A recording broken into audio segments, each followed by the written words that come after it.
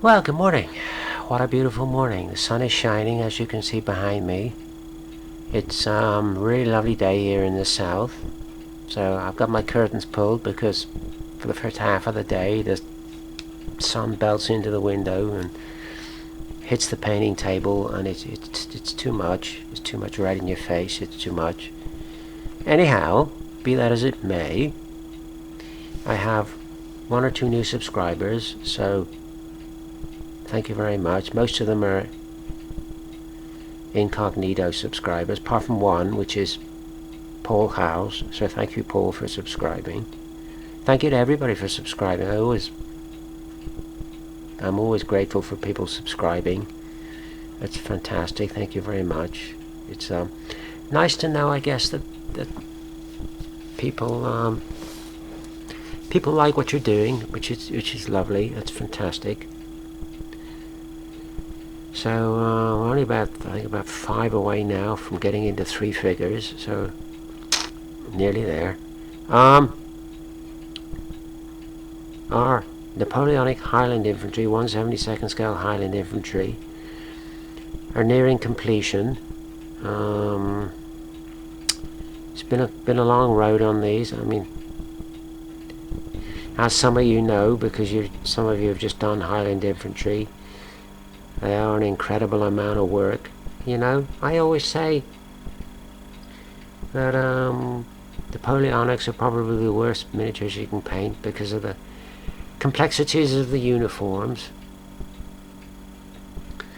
And Highlanders are the worst of the lot. I can't think of anything worse to paint than Highlanders. Don't get me wrong, I'm enjoying the hobby, but they're just hard work with all the tartan and tops of the socks and that coloured sort of band around the bonnet.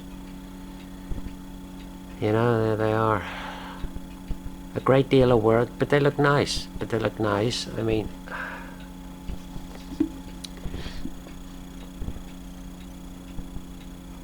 I am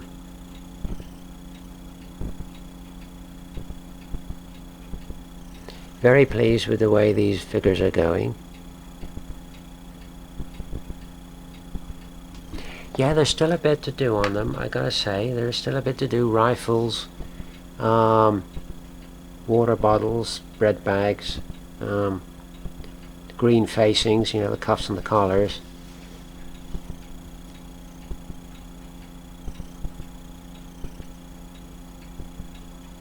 But they're actually... Come on. There you go. All the sort of what I call the spade work. All the donkey work is now done, the tartan and the webbing and all that. That's the sort of worst job on these.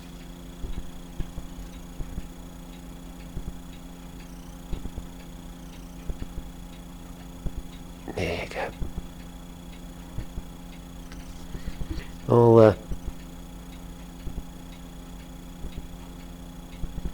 All the most difficult stuff is done, which is great. Nice to get that out the way. And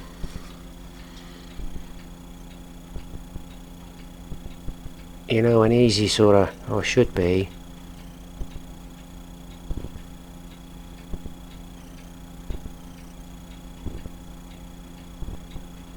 come on, you know you want to focus, come on. There's always one, isn't there? There you go. It should be a relatively straightforward run into the line now to get over the line with these figures. Here's our figure falling backwards.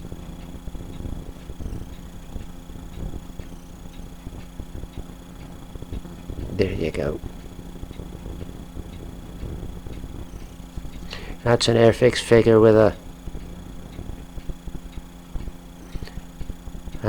Esci head on it. And of course no battalion would be complete without a piper.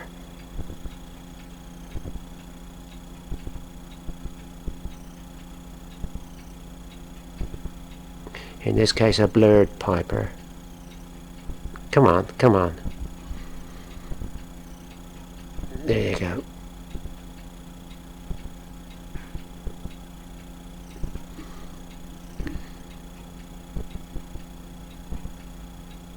And a drummer.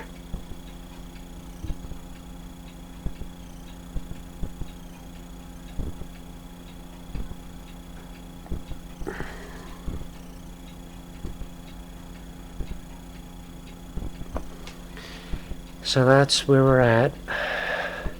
One thing I do have to do, it's had nothing done to it yet, is that's the horse for the officer figure.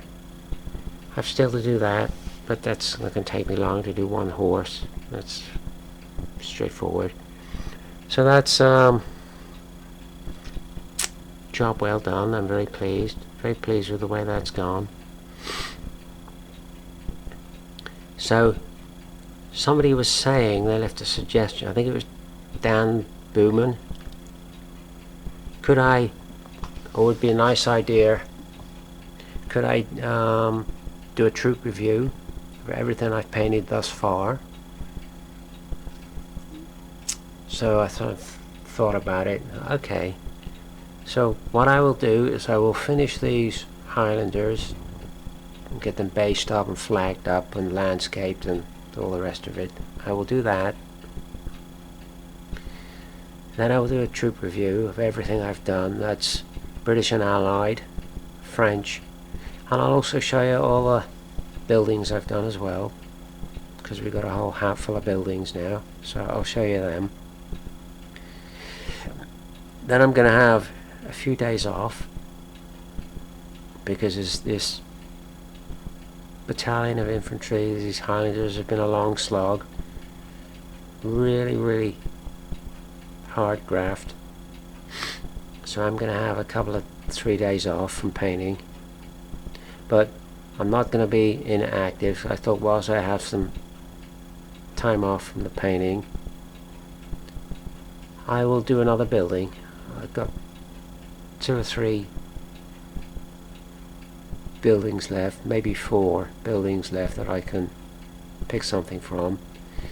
So we'll put together another building. We'll do that, and then when I come back to the painting, when I've done the building, I'll come back to the painting, and I've decided I'm going to do a battalion of Swiss. I went through the stash pile and found one of these little plastic money bags full of infantry. Oh, eBay. And I found this little packet of infantry, and I thought they would do ideally as Swiss. So we'll do a battalion of Swiss, something straightforward and easy, just to get away from the complexities of the Highlanders. So we'll do that. So that's the plan anyway. Today sometime I'm gonna order a load of paint, something I am gonna do. Greens, browns, greys, so camouflage colors, I guess, because I'm starting to think about the next project, which is 132, 135 scale, World War II. So I'm going to get the paint ready for that. Last night I ordered a bottle of colored primer, because a lot of these 135 scale figures, they're in white plastic, so I didn't want to be priming white plastic with white primer. I wanted to be able to sort of see where I'm going and what I've covered, so I ordered some yellow primer. So that'll be here whenever that gets here, due to the lockdown. I don't know when it'll get here, but that's something I've ordered, and I am considering ordering myself an airbrush, because as well as the World War II figures, I've got considerable amount of vehicles, motorcycles and so on and so forth. So I have an idea that at some point I'm going to need an airbrush. So I'm looking into that. But anyway, that's a little way down the line. But we have, once we finish the Highlanders, we have 10 units of infantry left to do, which is going to take me a while. But it's the way I'm slowly getting through stuff now. We're getting there, and the end of the road is in sight now for this project. I mean, that's once I've done 10 units of infantry, that's not going to be the end of the Napoleonics. I mean, I will always come back to it and add to it, because I want to keep building the thing up, you know, and expanding it. But I do need to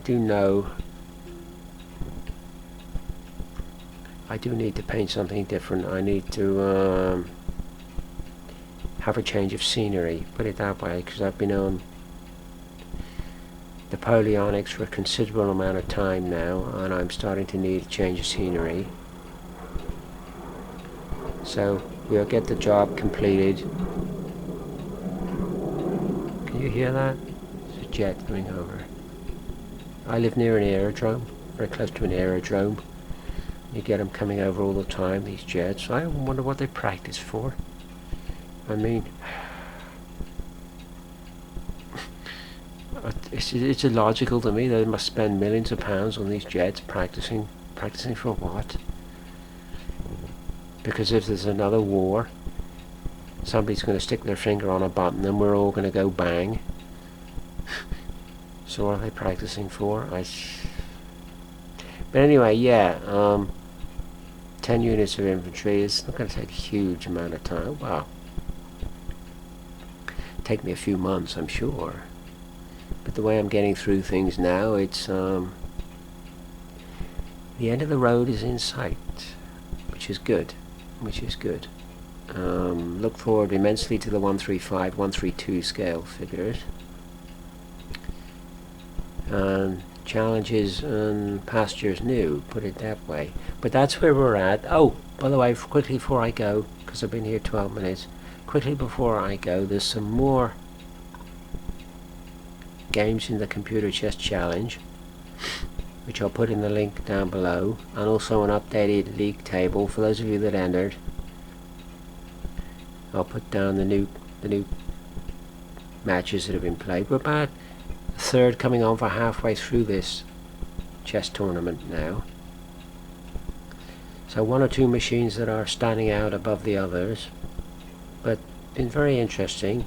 A few surprises along the way which I didn't counter for. But anyway, I'll put that in the link down below, and I'll leave you all to your Wednesday morning. Thanks to everybody for subscribing. Thanks for all your comments. 94, what are we on now? But 95 subscribers. 5 more, we're into 3 figures, so nearly there. So thanks for watching, thanks for subscribing. See you on the next one.